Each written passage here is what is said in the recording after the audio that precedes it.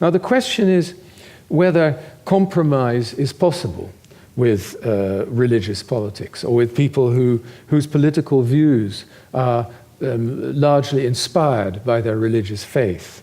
And that includes, of course, Muslims. And I think if we think of the Muslims, one would have to answer that it is indeed possible to find a compromise. There is room for people, for democratic politics inspired by the Muslim faith, just as there's room for Christian Democrats in many European countries, or indeed Christians in the United States, whether one likes them or not. Islamic parties function in democracies such as Indonesia and Turkey. They're flawed democracies, but most democracies are. But there's no reason to believe that Islam in some ways fundamentally incompatible with democracy. It's not.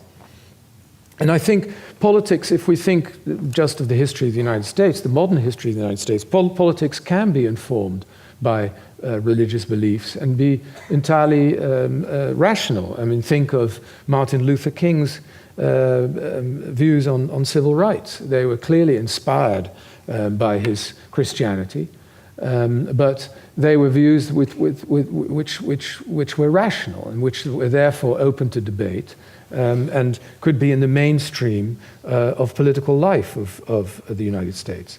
What can't be, the thing you can't compromise with is violence, either the threat of violence or, of course, the use of it. The use of violence to impose particular views, whether they're religious or anything else, cannot be condoned. And religion is an odd thing because it can incite violence, but it can also serve to contain it. It's a little bit like soccer in Europe or other forms of tribalism. To call religion irrational, it would be true, but it's not really helpful. Because, as I said, the same things that incite violence can tame them. And I think they're tamed by ritualizing, and this is very much true, I think, of sports, team sports, and especially soccer, because it is tribal, because it wears national colors and so on. That sports, in many ways, and religion, ritualizes violent impulses, or indeed notions of death and decay and so on. If you look at religious art, and not just Christian religious art, but even certain kinds of Buddhist art, you see that there are ways that people, almost ritual ways for people to deal with death and violence and things that frighten us.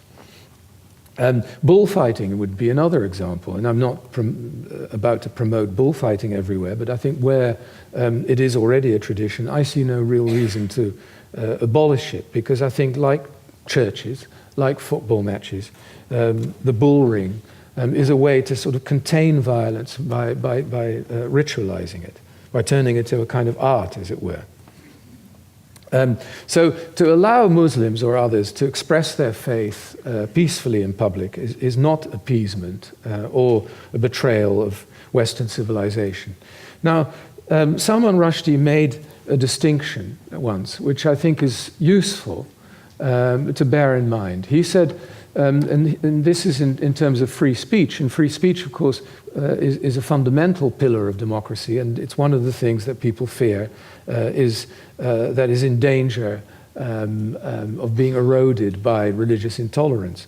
And Salman Rushdie proposed that it was all right to attack religion or beliefs or opinions of any kind, but it's not all right to attack the believers. In other words, you can attack Islam, you can ridicule it, but you can't attack or ridicule Muslims just because they hold that faith.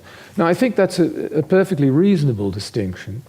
The problem in practical terms is that to true believers, of course, the distinction doesn't quite hold. To a true believer, and not just a Muslim, many Christians are like this too, to attack their faith, you're attacking them as individuals. And I think this is the difference between religion, religious symbols, and political opinions. A political opinion is simply that, it's an opinion. A faith is more constitutive, I think, of people's identity.